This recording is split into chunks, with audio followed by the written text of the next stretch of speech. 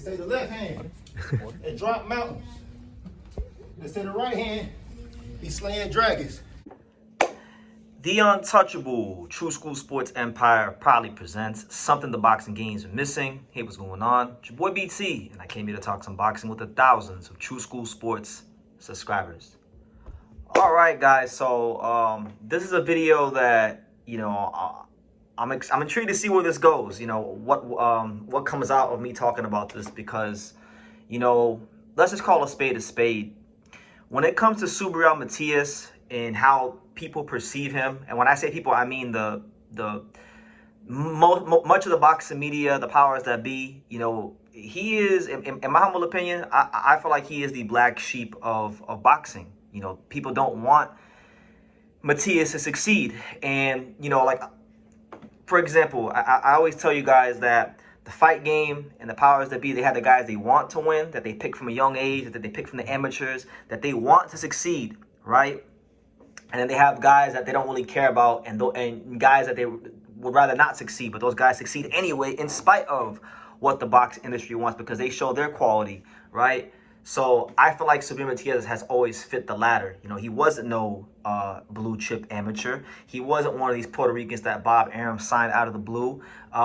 This is a guy that was a late bloomer. This is a guy that if you go back and you just do your research on Matias and his beginnings as a person, he was a street guy. Matias was a street guy, and when he was coming up the ranks, people have short memories, but thankfully I don't. When he was coming up the ranks, he was put in tough. He was put in some fights he was supposed to lose, because if you go back and you just do your history, Matias was the underdog against Malik Hawkins. He was a plus 350. Matias was the underdog against Batir Jukumbayev at plus 110. And guess what he did? Guess what he did in both those fights? He put belt to ass, right? And then he was on a warpath ever since then. And all the guys that fighters don't want to fight at 140, like Shojahan Ergashev, like Hedemias Ponce, like Petros Anian, guess who wound up fighting him? Subriel Matias. Guess what he wound up doing to most of those guys? Putting belt to ass, right? So every time Matias' name gets brought up by people, it's always negativity. It's always like people trying to downplay what he isn't instead of appreciating him for what he is. And in the most recent example I could give you guys, right, you had a guy who I know for a fact is a very intelligent man, because look at what he's accomplished in his life. And I'm talking about my guy Chris Algieri. Chris Algieri, I've been covering his boxing career.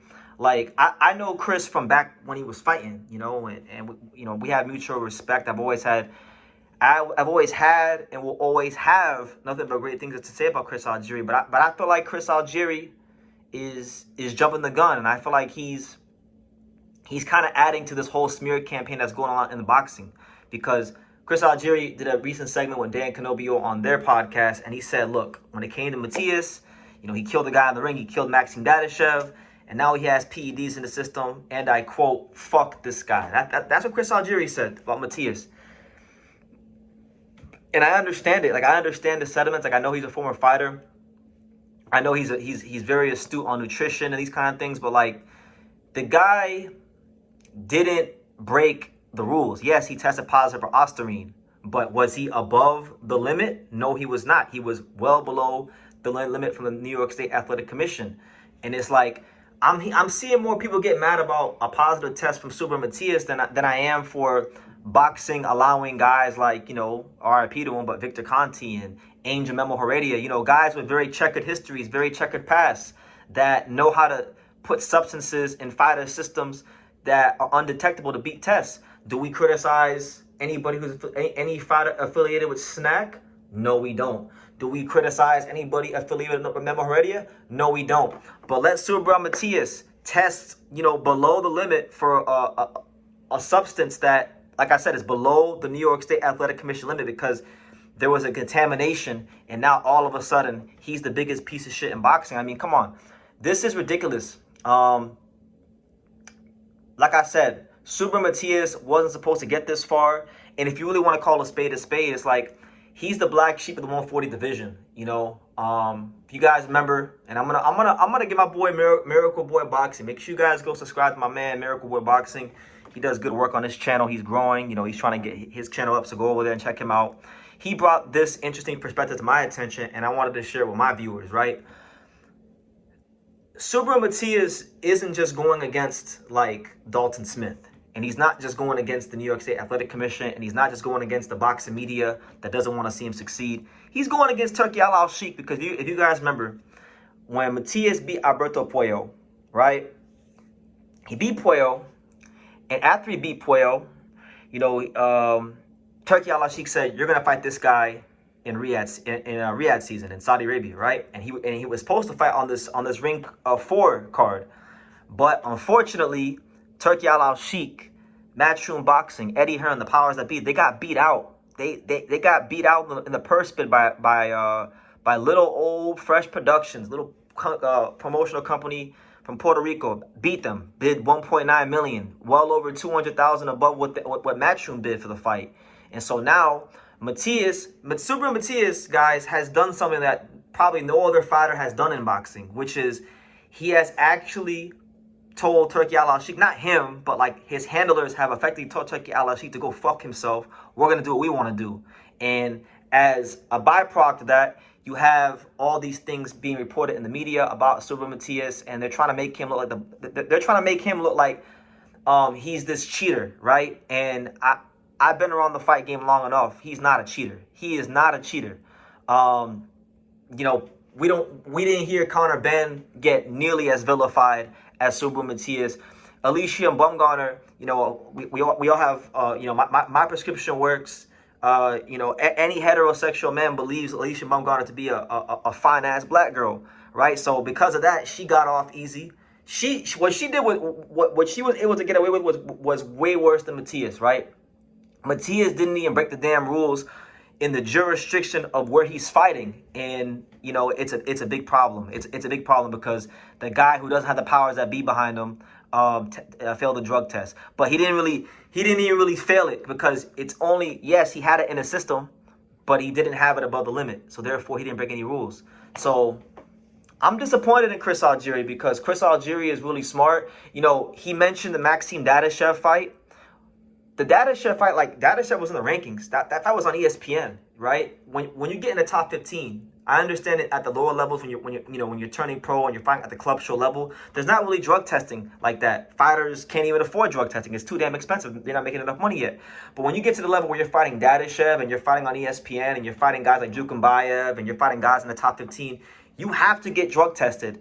And if somebody can please, Chris Algieri, you know, Dan Canobio, you know, if y'all could present me or the boxing public with a failed drug test. Please present me a failed drug test from the Maxime Dadashev fight that backs up that he was on steroids for that fight. Because you're saying, okay, he's on steroids now, and then you're bringing up Dadashev. So you're trying to link Dadashev back then and God rest his soul. But you're trying to link Dadashev and what's happened now together to make it look like, you know, he used PEDs to kill this guy. And that's not right, and that's not fair. And I think if you're going to do that, you should present factual evidence. So if Chris Algieri wants to present that kind of evidence, feel free to do so. If anybody who believes that Matias is a cheating piece of shit, if you could find any evidence of him cheating, of a failed drug test, a failed VADA test, where he was way above the limit or something like that, anabolic steroids, present that information, because what's going on right now is a smear campaign, and I don't think it's fair to him. Everyone always says, like when he lost to Liam Parle, they said, oh, he wasn't that guy. And you know what's funny? People are saying, oh, well, strip Subriel Matias and let Alberto Puello fight Dalton Smith for the belt. But you know what's funny, guys? You seem to forget that Alberto Puello failed some drug tests too. That's why he lost the damn belt. That's like, so you want to, if we're going by your logic, you want to take one cheater, right, Matias, and you want another cheater, quote unquote, to fight Dalton Smith. Is like make it make sense. Let the math itself out. I don't understand how it makes sense. They're trying to get him out the way. Like the fight game and the powers be are trying to get Matias out the way. You could add Chris Algieri to the list of people who are aiding and trying to get him out the way. The boxing media is trying to get him out the way because, like I said, he was a plus 350 against Malik Hawkins. Beat the shit out of him. He was an underdog against Batia Jukumbayev. Beat the shit out of him. Petros Aniel actually wanted to beat Matias early in his career, but then guess what? They fought again. Matias beat the shit out of him. Even the night that everyone likes to talk about, Liam Parle, he beat Matias. All he had to do is turn him. He's not special. Guess what? Liam Parle still ended up in the hospital because he had cauliflower ear. So even when you beat Matias, you leave a piece of yourself in that ring. He's a real problem to deal with. And, you know, Teofimo Lopez had a chance early last year to try to fight him. He went another direction. Richardson Hitchens, don't even want to talk about him. You know, it's only a handful of guys that I think really want to fight him. Like, I feel like Lamont Roach, if he beats Cruz, he'll be down to fight Matias. People give Shakur Stevenson a lot of flack. I think Shakur Stevenson will fight Subriel Matias because he's cut from that cloth of them guys that really want the smoke. But if you're gonna if you want Matias out of the way, you're gonna have to get him out the way with them bricks in your hands. Like, you gotta do what Devin Haney did to Brian Norman Jr. if you want to get him out the way. You understand? So yeah, I'm very disappointed in Chris Algieri. I know how smart of a guy he is. I respect Chris. He came up the hard way in boxing. You know, Joe DeGuardia, Star Boxing. You know, all that stuff. You know, the Provodnikov fight. I love Chris. I respect his contribution to the fight game. But, you know, I think him linking what this test where he's not even above the limit to Maxime Dadashev, it's very irresponsible and it's very unfair. And you know, I think the truth is going to come to light, and Matias is going to be justified that he didn't do anything wrong, and he's going to fight Dalton Smith, and we'll see how it goes. You know, Dalton Smith's a very good fighter, and you know, maybe he beats Matias, but I got a strange feeling that we're going to get the vintage Matias and Dalton Smith fight. We're going to get, you know, the guy that became two-time champion. You're going to see the guy from Malik Hawkins and Jukambayev and Hedemias Ponce and Ergachev. You're going to get that guy for this fight because the whole world's putting his name in the dirt, and all this guy wants to do is fight the best people. All he wants to do is be in one of them big fights against a big name, but the big names don't want to fight him. And I'm not trying to make him out to be some boogeyman because anybody can get their ass whipped in boxing. You know, he's already lost to Liam Parle, who's not at the level of the guys that Matias could fight at 140. But again, every fighter knows who's a threat and who's not.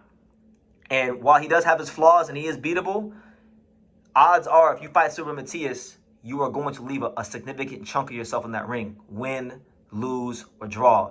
And fighters and boxing and the handlers, they don't want to deal with that. So they're trying to do all this foul play and get him out of the way. And it's not fair. And I think it's very irresponsible how a lot of media is joining in on this. So look, I'm going to leave it at that. You guys can make of it what you will. But yeah, Chris Algieri and the boxing establishment continue to pile on Subriel Matias when all he's ever done is beat the fuck out of all the guys that your fair fighters don't want to fight. And, you know, he's carrying that flag for Puerto Rico very highly, doing a great job of that. And forget Puerto Rico. He's just doing a great job of being one of the real, true action fighters of our era. So show some love and appreciate the man while he's here. Leave your comments down below. Make sure you guys take the time to subscribe. And like I say in every single one of these videos, you can love me or you can hate me. But I'm just a kid from Daniel. So until next time, take care, guys. Thank you for watching True School Sports. Thank you for watching another video on the untouchable True School Sports Empire, the home of boxing. We're on the road to 100,000 subscribers, guys. So help us keep being great. Help us keep pushing out that real boxing content for the fine folks all around the world. And make sure you jab, you hook, you Mike Tyson, you Mayweather that subscribe button. Pops, show them how do they gotta hit the subscribe button.